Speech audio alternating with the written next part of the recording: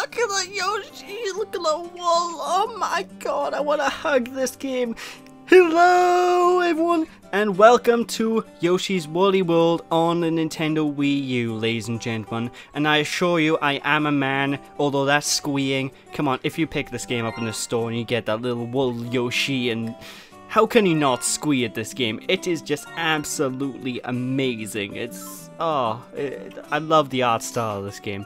But this is a 2D platformer in the vein of the original Yoshi's Island on the Super Nintendo, and it's a great return to form, if I do say so myself, because from what I've heard, Yoshi's New Island on the 3DS was a pretty awful game. So I'm kind of glad this actually turned out to be a good game. It's so fluffy, I'm gonna die! Oh my god, it looks amazing. I cannot stress, I love the art style of this. Oh no, great. This year, ladies and gentlemen, is Kamek. He's up to his own bad deeds yet again, if you played the previous ones. Hello, little Yoshis. Sorry to drop in so suddenly, blah blah blah. So basically, for some reason, he's deciding to make all these Yoshis into little pieces of yarn. 5 pieces per Yoshi, and he's gonna try and make do with all of these Yoshis. He's effectively skinning the Yoshis here, and that actually kind of makes me sad. No! Leave the adorable dinosaurs alone! What did they ever do to you? But yeah, basically, the main plot of this game is Kamek here is going to steal all these Yoshis, and it's up to us as the main green Yoshi, or pink, or blue, depending on what save file you're on, to go and stop him. Come on! Red Yoshi, help me! Help me stop him! Nyeh! Nyeh! Let my friends go alone! But yeah, this is a standard everyday 2D platform game, and as I said, it's an absolutely stunning game to look at, stunning game to play as well, and I haven't played too much of this game yet, but I do know pretty much the ins and outs of the next 4 levels I'm going to be tackling. And I'm going to aim for like doing 2 levels per world in this playthrough, no, 2 levels per world. 2 levels per part in this one, folks, because, well, ladies and gentlemen, each of the stages do take a long time to complete, and this is a very explorative-based platformer. You can get to the end of the game simply by going from point A to point B, but the main difficulty in Yoshi games, the main goal is to explore the worlds, explore the levels, and just have a look around. Have to spin a new adventure. Oh, I have to say as well, this music is playing in the background. Oh, so tranquil. Oh my god. I just love this. It's so Right, anyway, to get to the explanations time, this here is a scrapbook theater. If you kill enemies and whatnot, you can actually view them, and whenever you enter a new level, you unlock a music track. I believe there's 1 music track per stage, so it's quite a few unique tracks in this game, and you can listen to them all in this one building, which is kind of handy. And when you're inside this open world, you use left analog stick move and EA button to interact with things like people or other Yoshis that are in the area. This thing is the Amiibo hut, and for those of you who aren't well versed in the Wii U, you guys won't know, but there is actually a feature on the Wii U known as, well, it's not really a feature, it's actually a collectible figurine thing you can pick up called Amiibos, and you can touch them on the gamepad to unlock different skins for the Yoshis, in this case, by here with this game. For example, if you want to play a Sonic the Hedgehog Yoshi, you can play a Sonic the Hedgehog Yoshi and go fast! Wow! But unfortunately, I don't actually own any Amiibos apart from the Wool Yoshi one that come with this game, so unless I get Amiibos in the future, I won't really be showing them off too much, unfortunately. And that little patch on the ground below is where an extra hut is going to spawn in when we unlock more Yoshis. But for the start by here, all we have access to is the default green Yoshi or the red Yoshi. And this game has, I'm pretty sure this game emphasizes co-op play in a lot of areas. For example, right below it just says co-op start. I'm only really playing this on my own solo because it's easier for me to collect things, and me doing co-op in these type of games is never a good thing because I end up screaming at the other person I'm playing co-op with, so I figured I'll give myself some sanity. I'm going to play this myself. But this is what the main gameplay is going to look like, ladies and gentlemen. It's the cutest, most adorable dinosaur in the world, running from point A to point B, eating enemies and throwing stuff at enemies. And for the basic controls, basically left, right, up and down is for your general movement shindig. And whenever you press the A button, you will jump. You know, that's platforming 101. If you guys haven't played a platform before, that, well, now you know, and no one's half the battle. But if you have played a platform before, you should know how to jump. It's pretty much common knowledge.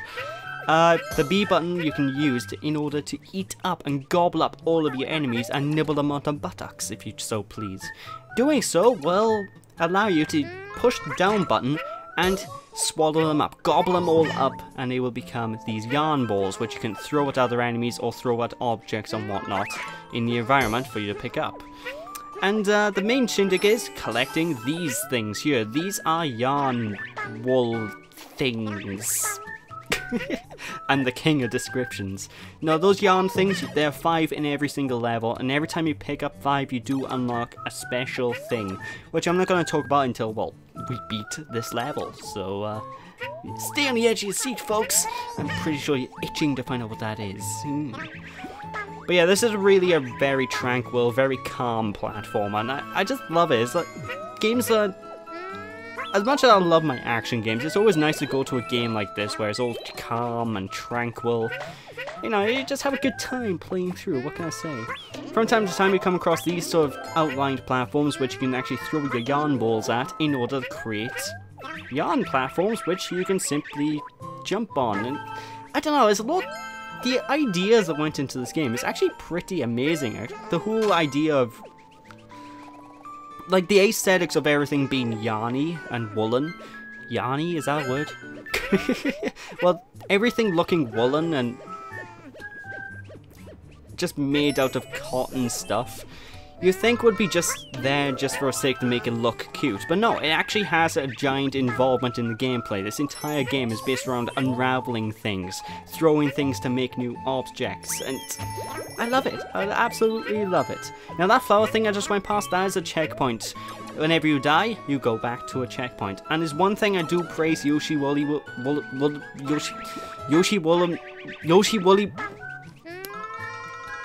this Yoshi game for, there we go, that's easier, I'm not going to say the full name every time. But one thing I'll praise this game for is there are no lives. Now, you might be wondering, why is that something I praise the game for? Well, live systems in this day and age are kind of outdated, and because you're going to be exploring a lot, sometimes you'll find yourself doing stupid mistakes just because you're, oh, what's down this hole? Oh, it was death. So I do kind of like the fact that there's infinite lives, but don't worry, there is challenge in this game, at least if you're going for 100%. So, don't fret, folks. And if you do, guys, if people find this game way too difficult anyway, there's also an extra game mode that I didn't really show off. It was in the main menu as I was loading up the game, but I sort of just ignored it and went into normal mode, called Mellow Mode. And what it basically does is it gives Yoshi dragon wing, well, angel wings really, but I call it dragon wings because Smash Brothers calls it a dragon.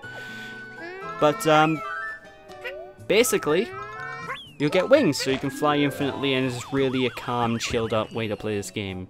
And I like it, Anyway, if you press the ZR button down, you end up getting an aiming reticle, which means you can basically push the button a second time once the aim is in the right spot to, well, throw your yarn balls at either enemies or these magical question mark clouds that are in the environment.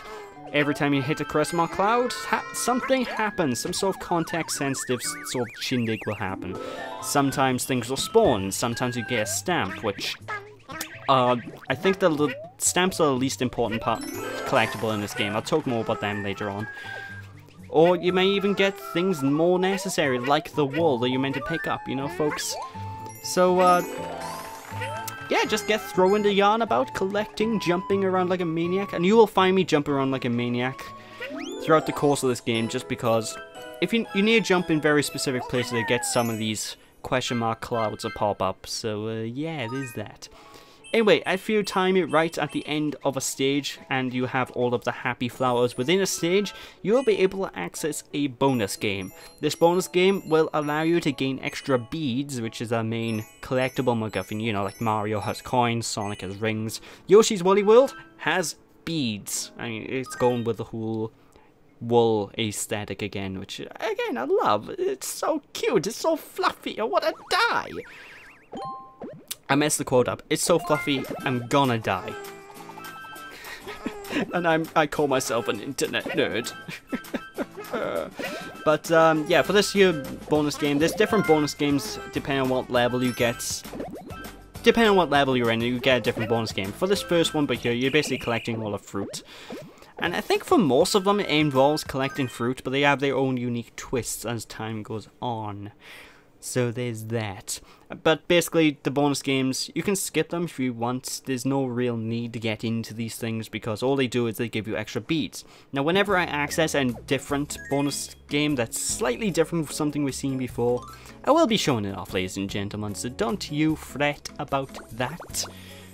But our reward for collecting the 5 wool things in the stage is a monstrosity of a Yoshi. Yeah, you get loads of different patterned Yoshis throughout the course of this game, which I kind of think is pretty neat because it's so different from what you'd usually expect from this type of game. Because normally you see a Yoshi game and you think, oh, okay, so you're gonna have the usual red, green, blue, yellow, pink. But no, in this game the Yoshi colors are like really out there and insane. Some colors look kind of awful, some look amazing. Now this color by here I'm not too fond of, but it works, it works. And every time I unlock a new Yoshi type I will be switching out just to give a little bit more extra variety in the gameplay. You know, ladies and gentlemen. But yeah, I am going for all of the happy faces in this game and all of the Yoshi collectibles, like unlock new Yoshis, so there's that. Anyway, World 1-2, this is where the gameplay started to go, well, get a bit more in-depth, ladies and gentlemen. Now we have access to these bouncy trees, and this is the stage's gimmick. You need to jump on these bouncy trees in order to collect things. See, I can't stress enough, this game is about collecting, it's about exploring, and honestly, if you want to do an exploration-based game, I honestly feel this is the best sort of way to do it, because I'm not a fan of Metroidvania games such as, well, Metroid and Castlevania. I'm not a fan of those games just because I get lost. So I'm kind of happy that this Yoshi game, by the way, hidden wall there. Be careful of hidden walls, they're deceptive. They're tricksy little things, those walls are. But I just like it whenever you have an exploration-based game, but you still have a set way to go. Like, whenever I play stuff like Metroid or Castlevania, I find myself getting lost and lost all the time because it's more of an open world, but open world and 2D gameplay doesn't really mix for me, in my opinion. I could be alone in that aspect, but I don't know, I digress. But yeah, it's just the same old sort of run around collecting stuff, what can I say. Now whenever you see enemies as well, there's multiple ways you can actually take them down. What I did there was a ground pound. If you press down while you're in the air, you can, well, your Yoshi will turn into a woolen mallet, which you would think wouldn't really hurt that much. It's made of wool. But I digress. But basically, you'll do a ground pound, you'll slam onto the ground, and you will be able to kill anything underneath you. You can boop on the enemies normally just by jumping on them, but the best way to take these guys out for the most part I find is just to eat them. Because if you eat them and nibble them on the buttocks, I'm going to continue saying that. I love saying that for some reason. Nibble on the buttocks. Nibble on the buttocks. I don't know why, it's so fun. It's such a fun thing to say. Try saying it, people. Try saying it, folks. But, I just prefer to eat a lot of the Shy Guys, because you can usually turn them into wool all the time, and, you know, wool is basically your ammo in this game, you know. You eat an enemy, you get wool, and you can throw it and decimate everyone else. But I digress. Anyway, basically a lot of these features, if you've played previous Yoshi games, will look really familiar, just with their own unique twist due to the fact that this game's aesthetic. Like what we saw there was a Yoshi block. If you jump into said Yoshi block, you will gain more wool that you can throw at stuff, you know, ladies and gentlemen. So whenever you see them, if you're low on wool, just bounce into them and you should be fine. What can I say? Now, I don't know what you get as well for collecting everything in the game, ladies and gentlemen. Like I said, I haven't beat this game yet. I've only just got it. I've only played for the first 4 levels, and it's enough for me to sort of start getting this LP up and running. So But from parts 3 or 4, maybe 5 onwards, ladies and gentlemen, I'm going to basically be pretty knowledgeable in the game, because I'm probably going to have the game complete by the time I get those released, so, yeah. Fun times are in the future. By the way, I have to say as well, this game really, not sensates, it really fulfills my magpie-like tendencies, because if I see a shiny thing, I'm gonna want to grab it, but because the main MacGuffin in this game are beads, there is no shortage of shiny things. Every bead is shiny, so I'm foaming at the mouth here going, oh my god, oh. Anyway, now we have a power-up. Every now and then the game will split up gameplay-wise using these power-ups. Now we are playing as Umbrella Yoshi. Basically, you hold the A button to go up and let go of it to go down. And all you really need to do is get to the end of the stage with it before the time limit runs out. What happens when the time limit runs out? I don't know. I honestly don't know.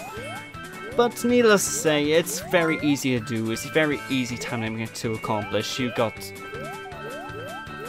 Honestly, I didn't mess this up my first time playing it, and I wasn't even controlling the umbrella thing properly, because you're meant to hold down the button to go up, but I kept mashing the button, so I wasn't going up at full speed. Even if you're an idiot like I am, you can still get through it just fine. And these might be similar to you if you played Mario, those blocks. Basically, you jump into them and you get lots of beads, lots of beady goodness.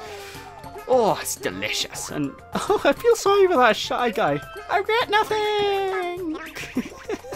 He just fell to his doom. Oh, what a poor shy guy. Oh, I feel sorry for him.